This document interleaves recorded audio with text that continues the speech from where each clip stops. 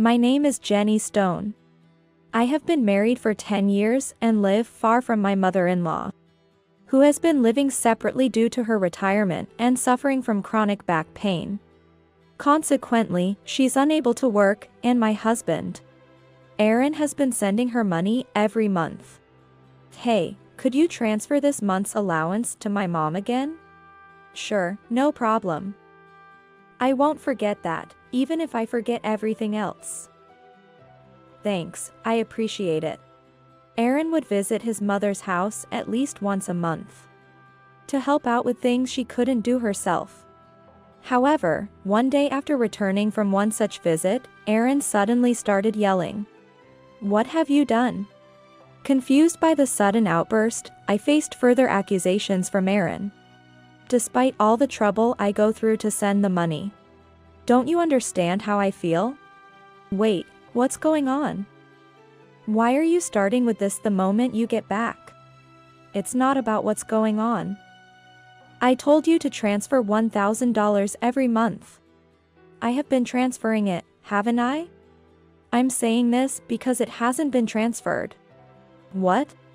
It's not what? Do you know how hard it is to send that $1,000? I do know. I've been trying to make ends meet, taking on part-time jobs, and figuring out ways to make extra money just for that. If you understand, then why aren't you sending it? But I am sending it. Why would you say that? Just calm down a bit. Calm down? How can I calm down when my mom has to start doing piecework because she doesn't get the money from me, making her life difficult? What can I say? I've been sending it for sure. So, are you saying my mom is lying to me? There's no way my mom would lie to me. It's frustrating when you come up with a theory and then completely deny it yourself without understanding why it's happening. Anyway, I have been sending the money you give me to your mom every month. Then why is my mom doing piecework? She's in pain with her back, lifting heavy boxes. I wouldn't know. I haven't seen it. You never go to my parents' house.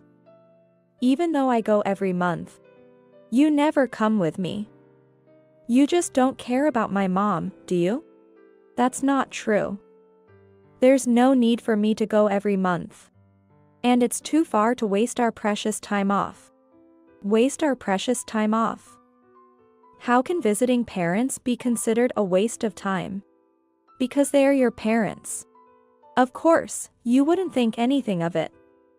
You don't visit my parents either. Of course. You married into my family, but I didn't marry into yours. You shouldn't say things like that. It only causes trouble. You're the one causing trouble. Aaron seems unaware of what he's saying, simply directing his anger at me. Thinking this was getting us nowhere, I attempted to escape to the kitchen. However, it appeared he was too infuriated and followed me even there. Running away, huh? I'm not running away, I just want you to calm down. Maybe we can sit down, have some coffee, and talk it over calmly? I don't need that. Give me back all the money I told you to send to my mom until now. Why would you say that? I've been your wife for 10 years. I've never lied to you. If I say I've sent it, you should just believe me. How can I believe that? You must have been using my money for yourself. What did you buy? What have you been doing with that monthly $1,000? Stop it. If I had bought something, there would be more stuff in the house, right? But there isn't. If it were clothes, there would be new clothes different from usual, right? But there aren't any. I haven't bought a single piece of jewelry since we got married. I don't understand why you would say something like that. While saying that, you must be using it for something. Or are you turning it into your own money? Are you secretly saving up to leave me? Why would you bring up leaving? We have a child, there's no way I'd think of that. How would I know that? I can't believe a liar like you. Why can't you understand me? I've been properly sending the money to your mother. Then why hasn't it reached my mom? I don't know. Are you sending it somewhere else? No, I'm not. The bank has my mother-in-law's account number registered. Unless she changes her account, that wouldn't happen. Then, you must be stealing it. Stealing? Yes, stealing. You must have stolen my money and not sent it to my mom. Ah. That's it, divorce. I can't stand to be with a thief like you. Divorce. The monthly remittance of $1,000 to my mom. It's decided that you stole it. What? Why would it come to this? You suddenly talk about divorce, but what about our child? I don't care about the child. I don't need a wife who makes my mom suffer. No matter how much I try to talk to my husband calmly, he can't calm down. And to say he doesn't care about our child. I've been desperately trying to make him believe me, but we're just going in circles. No matter how many hours we talk. If that's the case, it can't be helped, even though we've been together for 10 years. Thinking this, I quietly responded to my husband's words about divorce. I understand. Divorce, then. Driven out by my husband, I left the house with my child. You submit the divorce papers. Conveniently, my husband had prepared the divorce papers in advance. As if he had foreseen this happening. I never thought the day would come when I'd sign such a document. But there was no choice. After leaving the house, I went straight to the city office, submitted the documents, and decided to take refuge in my parents' house for the time being. My child was surprised by the sudden events. But all I could do was meaninglessly say, "It'll be okay," to my child. Later, after deciding on a place for the two of us to live, we finally started to settle down, and then I received a call from my ex-husband Aaron. Something strange is happening. Aaron started talking as if we were still a couple, even though it was a sudden call. What do you want with me, a stranger now? I know we're strangers. You call me suddenly, without even worrying about your child. Saying something strange is happening. I think you're much stranger. That's the thing, since then, I've been sending money to my mom myself, but she says it hasn't been deposited. Maybe you didn't send it? How could that be? I'm sending it myself. I don't know about that. Even if you're sending it yourself, there's such a thing as unconscious actions. Maybe you just dreamt that you sent it. Don't compare me to you. Then don't call me. I'm not free either. Are you working? As usual. So, you're not busy, huh? How much more can he belittle me? It seems he thought I was just idling my time away. My bank account shows the money has been sent. The amount has been deducted as well. But, my mom says she hasn't received any deposit. What do you make of this?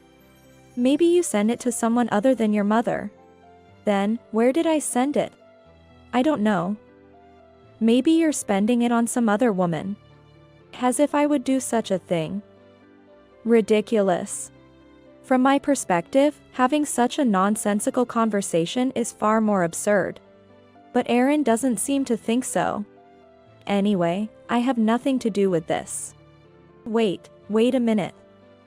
Saying you have nothing to do with it is too cold, isn't it? Not at all cold.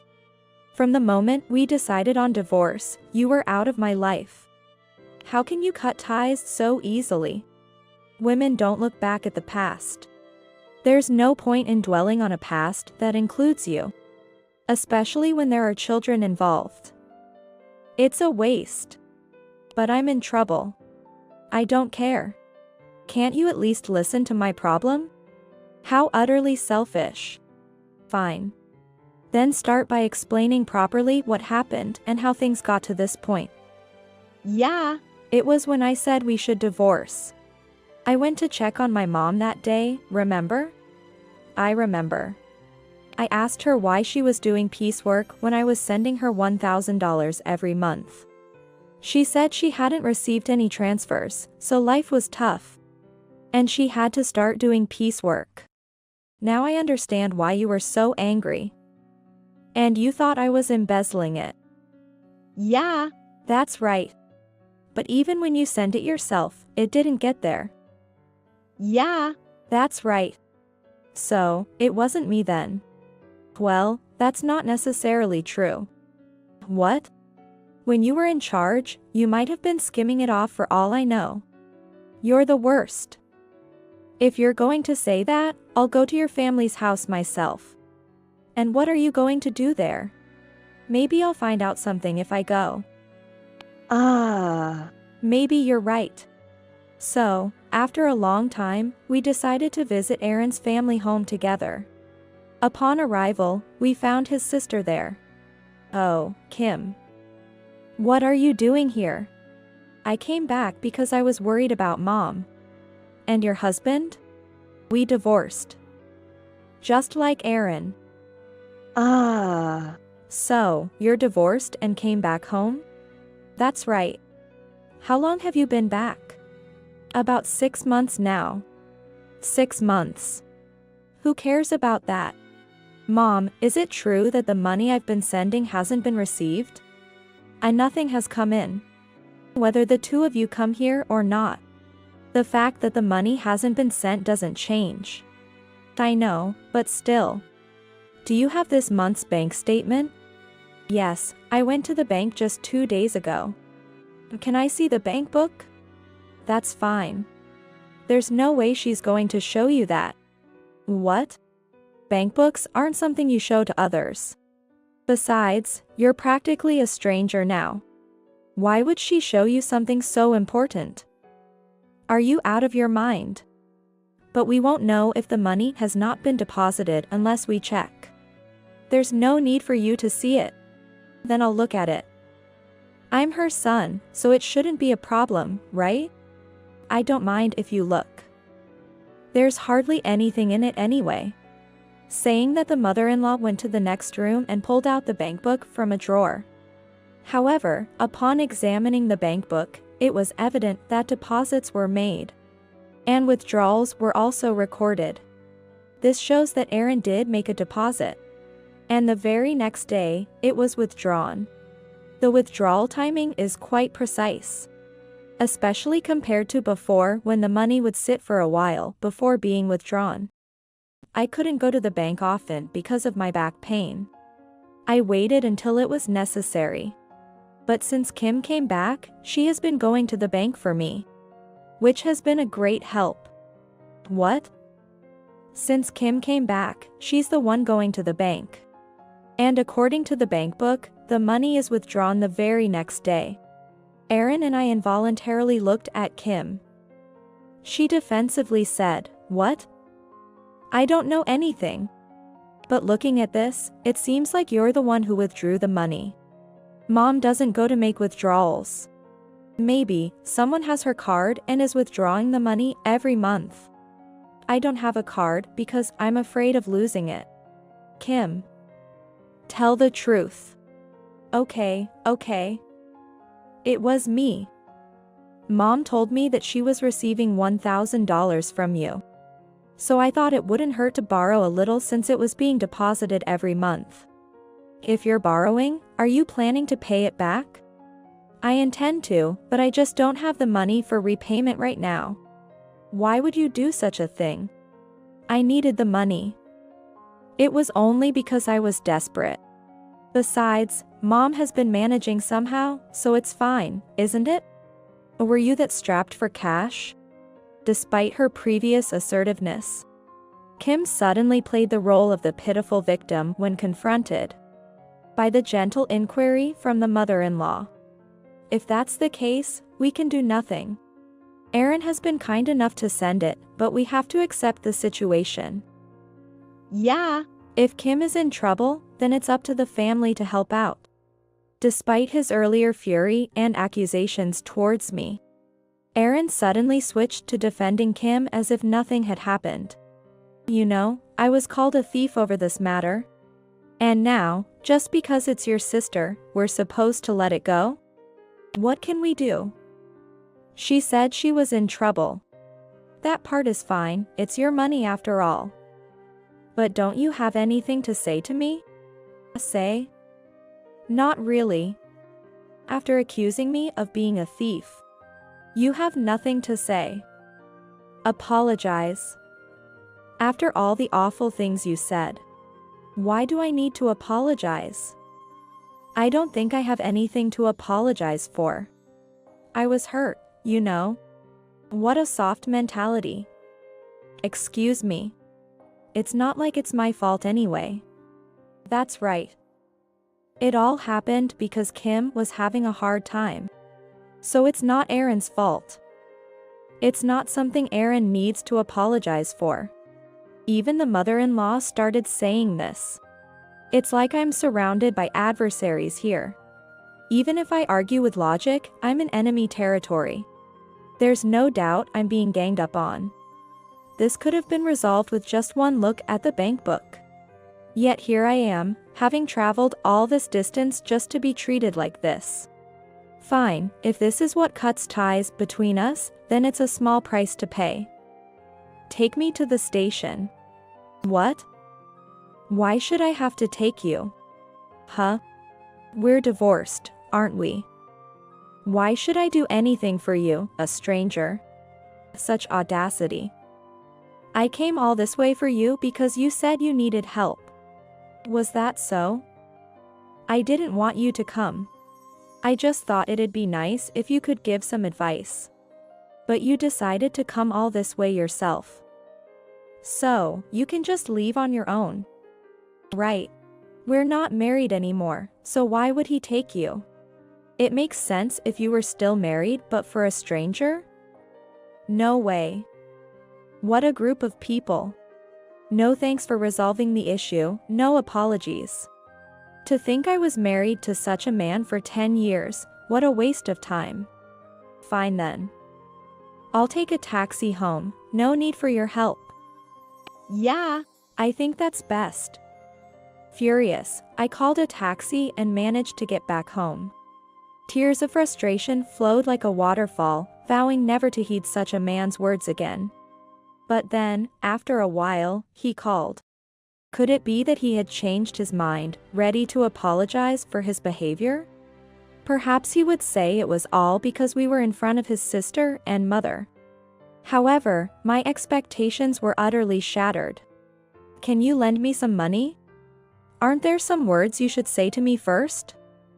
Long time no see. That's not what I meant.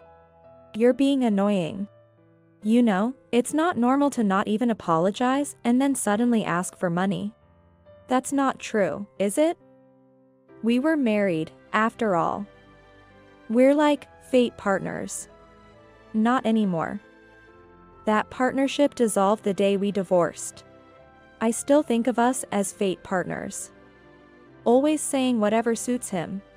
So, lend me some money. Why?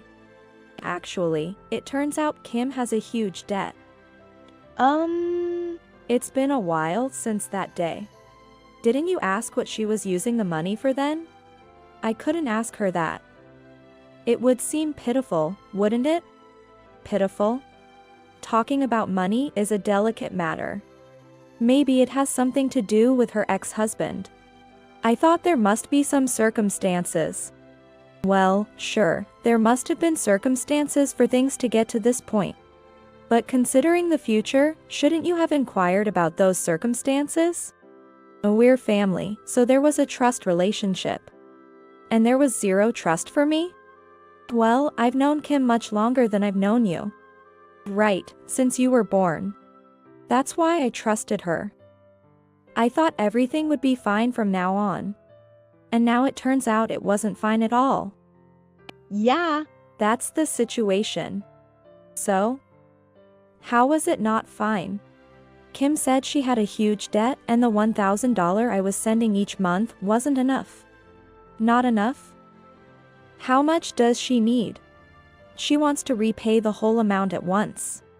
Paying it all off at once would mean no interest, but I don't have that kind of savings. I see. And why are you contacting me?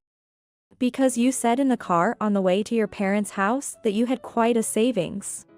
Indeed, Aaron had been incredibly rude, saying things like I must be struggling without money after our divorce, or that if he had continued to ask me to make the deposits, I would have ended up stealing the money each month.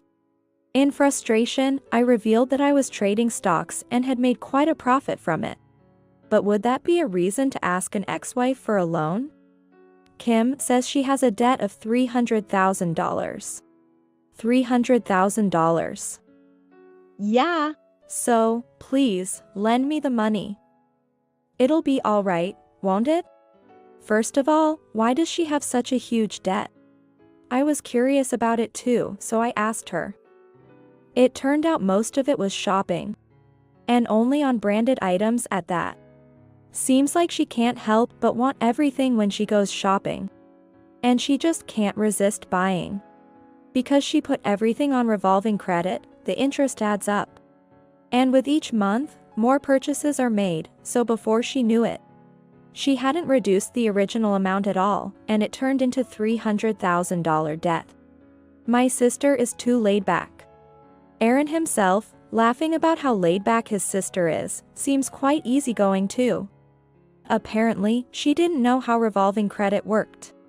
She thought as long as she kept paying a fixed amount each month, it would eventually be paid off. You get that feeling, right? I don't understand at all. How could someone willingly walk into such a risky situation? And, wasn't this the cause of his sister's divorce? She finally realized that if things continued, the interest would keep growing, making things worse. She came crying to me for help. But I don't have that kind of money either. I already struggle to provide the $1,000 monthly. When I told her I couldn't help anymore, she suggested asking you. What? Why? Didn't you say there was no need to drive me to the station last time because we're strangers now? That's in the past. The past is supposed to be washed away, right? Such a selfish way of thinking. But would anyone accept such reasoning? You could afford it, right? Sure, I might have that kind of savings, but then, lend it to me. I just made a considerable amount from stocks recently. Then, there are losses, but there are many gains too. Yeah. Exactly. But, you used to say that stock trading is just gambling, right? It is gambling, isn't it? You ridiculed it, saying stock trading was nothing but gambling. Did I say that? When you said we should divorce, you were quick to leave because you said being married to a woman who gambles on stocks could lead to trouble. But I said that before I knew about your savings. So that's why you asked me how much I had. After ridiculing me, you were curious when I said I had savings. Well, I didn't expect you to have that much, but it was good that I asked. Even then, you were belittling it as gambling. Well, yes, but such small things shouldn't be a concern. Let's just say I was foolish, alright? It's not alright. You were extremely harsh. And I'm not inclined to lend money that I've been saving for our child. The child won't be using the money anytime soon. Saving from now seems silly. Money will spoil if you don't use it. Money spoil? I've never heard of money spoiling. This is an investment. Think of it as investing in me. Why would I invest in you? Then, lend it to me. That would be the smartest move. If I lend you money, it won't come back, will it? You're still sending $1,000 to your mom every month. Where will you find the money to pay me back? I'll pay back $100 a month. Are you kidding? How many years do you think that will take? Don't say that. I truly regret it. Regret? Yeah. If we hadn't divorced, I wouldn't have to beg for money now. It's utterly unreasonable. So, you're after the money? it's not like that. We don't have love, but we can rely on each other, right? Feels more like a one-sided reliance to me. You're too rigid. Isn't life more fun when you don't think that way? We could even get remarried. I didn't hate our marriage that much. I would hate that.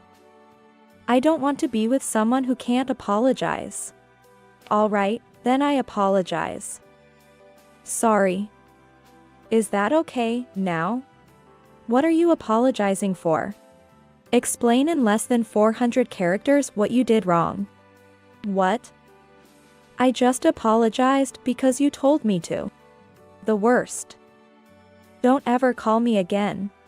Why? I apologized. So, will you remarry or help me out? It's sad for my sister like this. Shut up. Go to hell. After saying that, I forcefully ended the call and blocked Aaron's number. Later, I heard from mutual friends that Aaron was begged by his sister and, despite saying it was impossible, he didn't refuse her.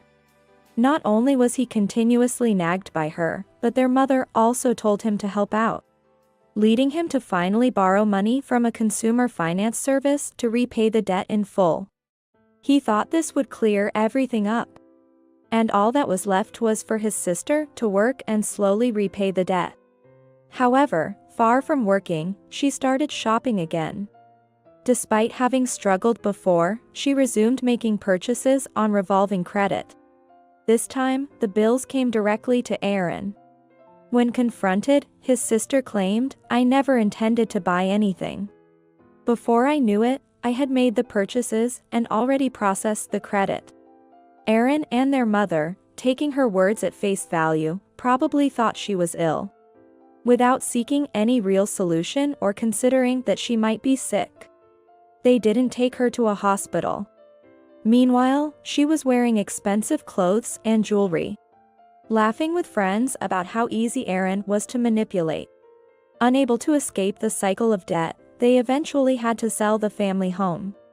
This led to Aaron, his mother, and his sister living together. But they soon couldn't afford the rent for the apartment they had been living in and had to move, leading to a very difficult life. The only one having a good time was his sister. Yet Aaron and their mother seemed oblivious to this. Meanwhile, I continued to profit from stocks, and have now moved to a spacious apartment with my child, living a comfortable life.